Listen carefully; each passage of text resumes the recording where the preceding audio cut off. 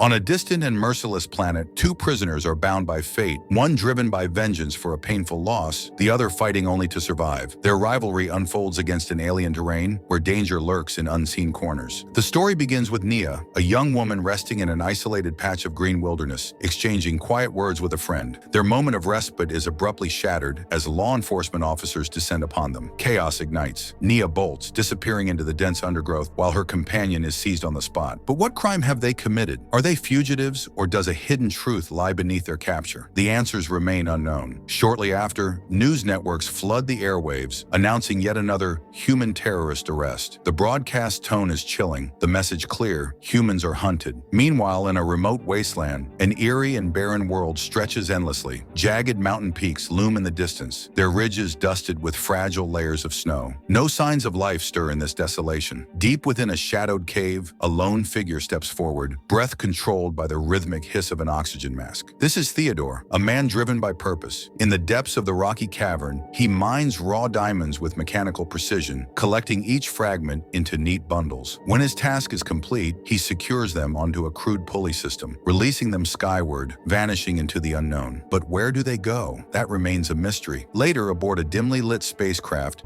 Theodore sits in solitude. A flickering screen bathes the cold metal walls in an unsteady glow, replaying an old video. A couple caught in a fleeting moment of happiness. As he eats his meal in silence, the weight of isolation bears down. His presence on this distant world, the necessity of his oxygen mask, and the barren, unforgiving terrain make one truth undeniable: this is not Earth. A flickering screen plays an old video, a couple laughing and chatting. But this isn't just any couple. It's Theodore and his wife, Mona. Lost in the moment, he watches as Mona excitedly talks about exploring new worlds, even visiting Mars. Could that be where he is now? To break the suffocating silence of isolation, Theodore puts on music and starts dancing. His days fall into a repetitive rhythm, mining, surviving, drifting through the vast emptiness aboard his ship. A flashback lingers in his mind. Mona standing outside a glass window, her gaze meeting his from inside their home, a memory of another time. Each morning he wakes to the same alarm. A small device on his chest blinks red, a constant reminder of his tether to an unseen force. Flipping through an instruction manual, he reads the warning. Removing it severs his connection to the central system. Without hesitation, he takes a knife and cuts it out. Instantly, the ship's lights flicker, alarms go silent, and the link is broken. One day while mining, Theodore spots something unusual: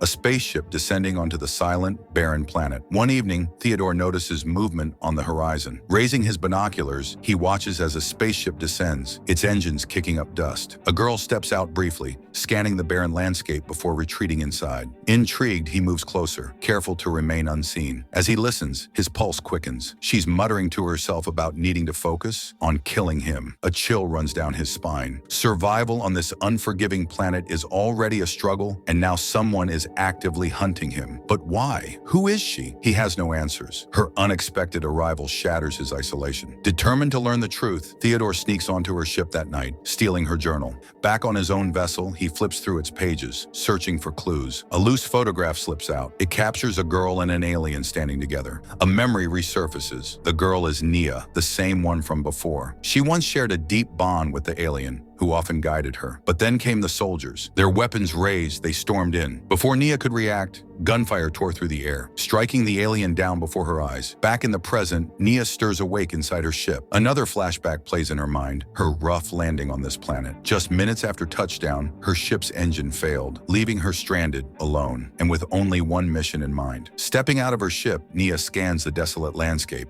the same view Theodore had seen earlier. A rush of memories overwhelms her. Soldiers storming in, gunfire ringing out, the devastating loss of her partner. The weight of it crushes her chest, making it impossible to breathe. She gasps, stumbling backward, before bolting inside. But it isn't just grief choking her. The air outside is unbreathable. She had stepped out without her oxygen mask. Inside, a robotic assistant hums to life, its synthetic voice cutting through the silence, delivering mission updates and survival protocols. Nia ignores it, collapsing into a chair as she pulls out her journal, flipping open a fresh page. The robot, robot, persistent in its programmed duties, reminds her to eat. At first, she brushes off the warning, but eventually she relents, grabbing a meal pack. Then the robot delivers unsettling news. Theodore is here. Both of them have been exiled to this planet, condemned to survive in isolation. Before her arrival, Nia had sought confirmation on whether eliminating Theodore was necessary. That's what he overheard, the reason for his immediate fear. But now the robot clarifies, there's no need to kill him. Theodore is already at a disadvantage, and given the planet's conditions, his survival is uncertain. Yet on the night Theodore snuck into her ship, Nia had been awake. She had heard him, sensed his presence, but instead of reacting, she let him take what he wanted. The next day, both find themselves mining in the same barren expanse. Tension lingers in the air like an unspoken threat. Theodore keeps his distance, suspicious and on edge.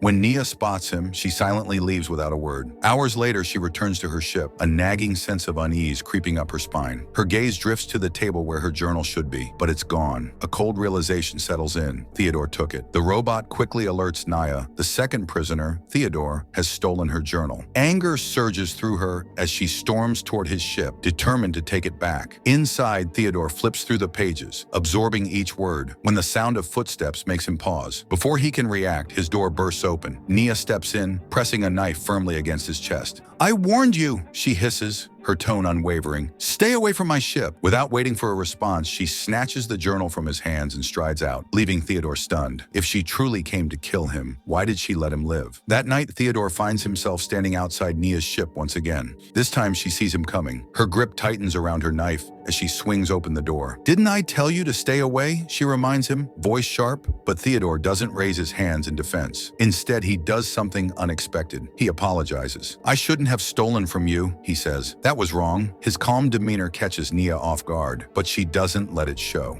Turning to leave, she pauses only when he speaks again. "I'm Theodore." Something about his name makes her stop. Without looking back, she replies dryly, "That's funny. I'm Theodore too." With that, she shuts the door, making it clear she has no interest in conversation. The next day, while working, they silently load stones onto a pulley system, their only link to Earth. It is here that Theodore finally learns her real name, Nia. The following morning, as Nia steps outside, something catches her eye. A note taped to the loader. Theodore has invited her to dinner. Skeptical, she turns to her robot assistant. "Who is he, really?" she asks. "A murderer? A thief? What kind of prisoner?" Meanwhile, Theodore is inside his ship, carefully preparing a meal. He sets the table, adjusting the dim lighting, waiting. After some hesitation, Nia arrives. He greets her with a small, hopeful smile. "Welcome." She eyes the setup warily but steps inside. Over dinner, they cautiously begin to share glimpses of their past lives on Earth. Then, just as Nia starts to lower her guard, Theodore does something that truly surprises her. He speaks in Oyen, her native language. As they talk, Nia reveals her hometown, Oyen, near the Black Sea. Theodore, having visited before, describes it as dark and eerie. "You're wrong," Nia corrects him, her voice firm. "It's just a normal sea." Their conversation drifts into deeper territory. Nia unexpectedly confesses she had been on a mission to assassinate the Prime Minister when the police ambushed her. Meanwhile, Theodore introduces something far stranger, the alien gas that lingers on this planet. It drifts freely through the air, an unseen entity that records human thoughts and plays them back as voices. At one point, Nia steps away to the washroom, but the momentary solitude triggers a painful flashback, her desperate escape from soldiers, the moment everything went wrong. Elsewhere, Theodore, lost in his own thoughts, finds his mind drifting to a memory of Mona. Later, while fetching water outside, Theodore encounters the swirling purple gas. The eerie voices it produces send a chill down his spine. A sudden flashback grips him. Mona standing in their home, her expression tense. He remembers sensing something unseen lurking nearby.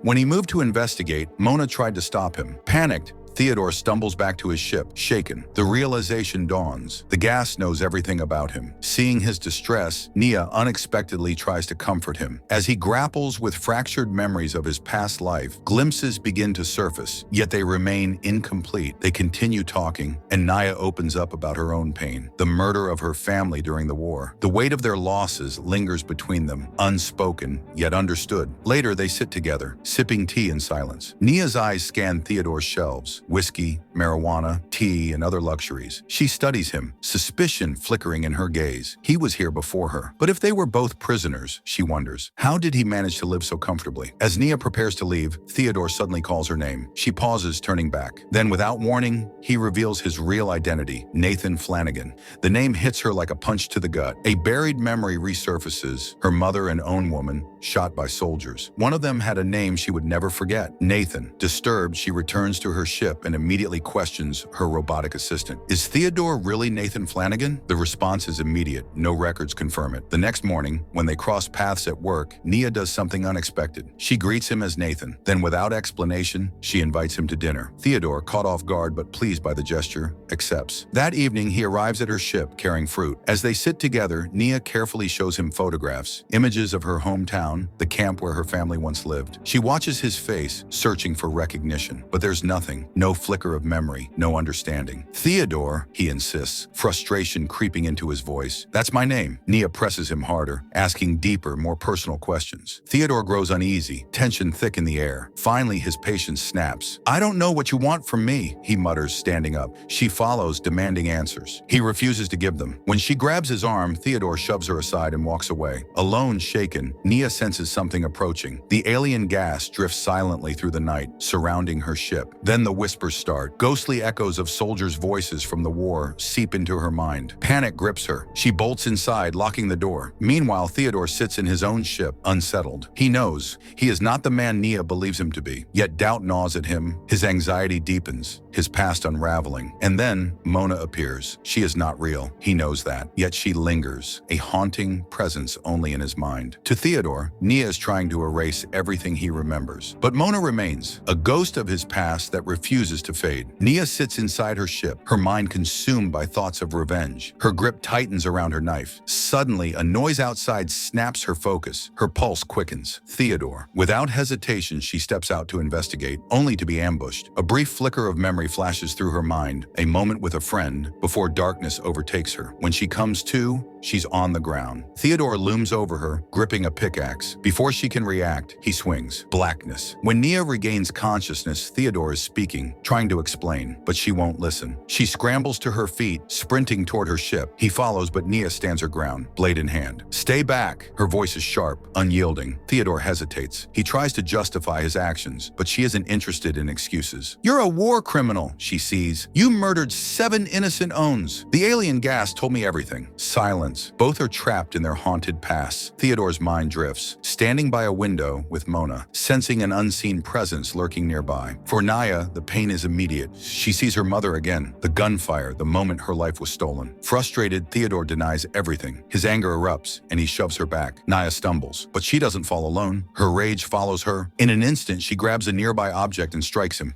Theodore staggers, clutching his head as Nia vanishes into the night. He chases after her, but she disappears into the oxygen-starved air, gasping. Then suddenly, the alien gas surrounds him, thick, swirling, suffocating. A memory grips him. He sees himself pulling a knife from a drawer filled with blackened liquid. His fingers tighten around the handle. He turns toward a door, knowing Mona is inside, with someone else. In the present, Theodore denies everything once more and starts searching for Nia, who is attempting to open a ship. But whose ship is this? Could there be another prisoner here besides them? Nia manages to unlock the ship's door, and as she steps inside, she is met with the skeletal remains of a person hanging in front of her. This suggests that a previous prisoner was here, one who ultimately took their own life. The ship's deteriorated condition implies that it has been abandoned for centuries. Nia picks up a rod and conceals herself within the ship. The moment Theodore enters, she strikes him with the rod, knocking him to the ground. She continues attacking him, drawing blood. A flashback reveals Theodore murdering his wife with a knife, driven by her betrayal, further fueling his rage. Nia relentlessly kicks Theodore, demanding he confess to what he did to her family. Drained of energy, she eventually steps out of the ship. Inside, the same words Vermin spoke during the war when he slaughtered Nia's family are scrawled across the walls, accompanied by his name. Could Vermin have been the ship's former prisoner? the one who took his own life. Did he write those words before his death? Later, Nia is seen sitting in her own ship,